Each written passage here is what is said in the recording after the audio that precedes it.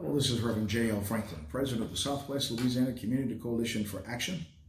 First of all, let me thank you so much for tuning in to our weekly videos, and I certainly want to thank you for calling and letting us know how much you really appreciate it. Now, if you'd like to become a change agent in our community, that's right, a freedom fighter, work along with us to make an impact, an imprint, and an impression, please call the Freedom Fighter Hotline at 337-215-5353. Now, if you'd like to send a contribution to help us to remain committed to the many challenges we face on the front line in the fight, that's right here in our own backyard, whether it's educational, judicial, human, or social welfare, you can always count on us to be there. If you'd like to do that, you may send your contribution to the Southwest Louisiana Community Coalition for Action, P.O. Box 836, Lake Charles, Louisiana, 70602. And I want to reassure you that every dime that you give will help us to do more for our community.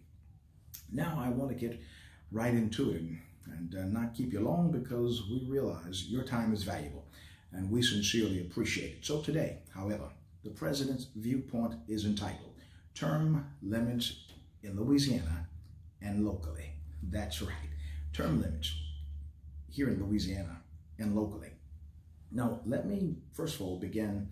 I want to start at the state level first. Term limits were sold to voters in 1995 to get new blood in the public office. Like the Baton Rouge Advocate reported, stated that people with better things to do with their lives would do a term or two of public service, like Cincinnatus in ancient Rome. They would serve the republic and then return to the farm and to their plow.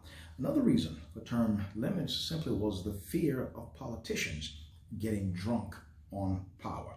Let's not forget the words, the notable, famous words of the historian and the moralist, who was Lord Acton. Lord Acton expressed his opinion. He did so in a letter to Bishop Mandel Creighton in 1887.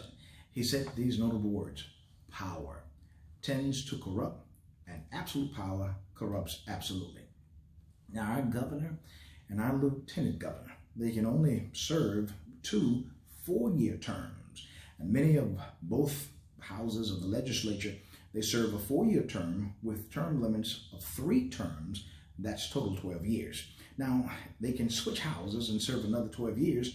And after they have served 3 terms, which is a total of 12 years, get this, have to set out for a full term, and then they can run all over again.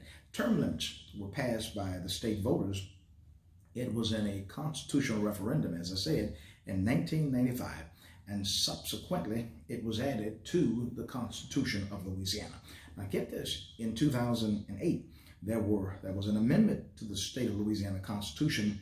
Term limits were imposed on board and commission members, which are identical to the limitations for members of the legislature. But isn't it interesting that there are no term limits for U.S. Congress members? And many of them, I think you would agree, many of them are drunk, seriously drunk on power. Now, here at home, that's right here in Lake Charles, Louisiana, right here in Calcasieu Parish, it is said that all politics is local. In 2012, voters in all 67 public school districts decided whether to enact term limits for school board members, and they did so with extraordinary margins. Support for the limits range in Louisiana, of course. It ranged from 70 to 85%. Voters in most districts approved the new rules. There was a margin of 12 consecutive years. Now, they did so because people like term limits.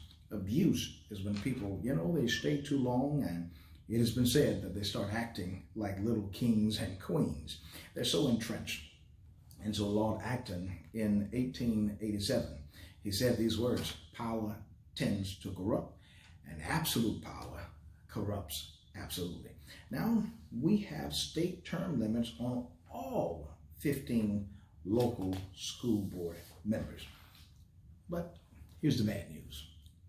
The bad news is that there are no term limits on the police jury. There are no term limits on city council. You can stay as long as you like, get a $1,600 a month stipend, which is a check, Every 4 years you run a race, which is re-election, but truthfully, it's nothing more but a popularity contest.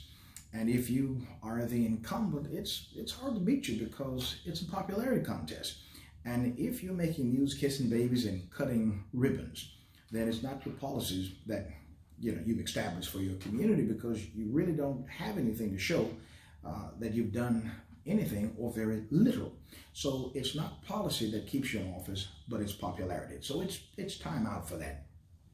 People, we get nothing because we keep putting people in who are giving us nothing or giving us very little. And so you do know the rule of insanity. The rule of insanity is that it's doing the same thing and expecting different results. If you do what you always did, you're going to get what you always got. And so yes, I agree with many of you. Listen, I know some of these people personally. They are wonderful people. They have wonderful personalities. They're good and they are honorable. They're decent people, but they are simply bad for the position that we have elected them to serve.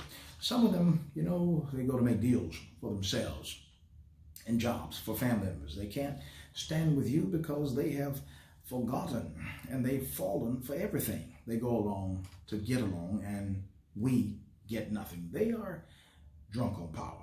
Now, let me give a shout out to Lake Charles City Councilwoman, Ms. Mary Mars. That's right.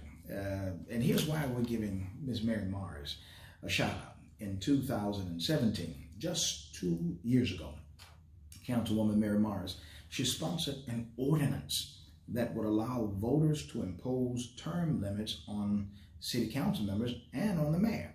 And please hear me on this. We have seven council members, and of the 7, there are 3 African Americans who are all, you have to really hear me on this, the 3 African Americans are all over 70 years of age. Now, I know them all, and trust me, I love them.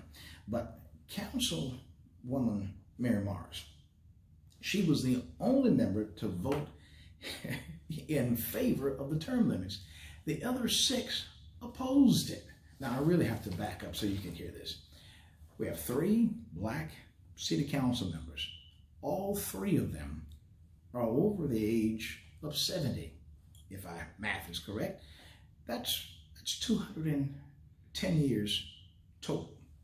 And 1 out of the 3 African American city council members voted in favor of the term limits for the city council and for the mayor. Now, the definition, and you might say definitely, that puts a new meaning on the words of Dr. King in his final sermon on April 3rd, 1968, when he said, longevity, has its place. And so in closing, you see my point, I'm sure. They mean good. Trust me, I love them. They're decent and they're honorable people. They have great personalities. I know them, but for the rest of us, it's a privilege to serve. Dr. Benjamin Mays, in fact, Dr. Benjamin Elijah Mays, who was the president of Morehouse College in 1940, but he was also a great mentor of Dr. Martin Luther King Jr. He said that the tragedy of life is often not in our failures, but rather in our complacency. Not in our doing too much, but rather in our doing too little. Not in our living above our ability, but rather in living below our capacities. Elijah Wood said safety and comfort comes with complacency, and that's never a good place. And then finally, someone said that complacency, it is the kiss of death. This election cycle, ask those who are vying for your vote, ask them what their views are about term limits. In closing, Edmund Burke. Edmund Burke was Irish from Ireland. He moved to London, became a member of the Parliament in 1766. He stayed there, of course, 1794. And he said these words. He says, those who have been intoxicated with power can never willingly abandon it. Term limits are needed in Congress. Term limits are needed on the Supreme Court. And finally, term limits are needed even in our local governments, because even many of our local politicians, many of our locals have gotten intoxicated with power, and they have become professional politicians. This is Reverend J.L. Franklin, President of the Southwest Louisiana Community Coalition for Action. The Southwest Louisiana Community Coalition for Action. Let me tell you what we're doing. We're building a community of justice and equality for all. Until next week, God bless.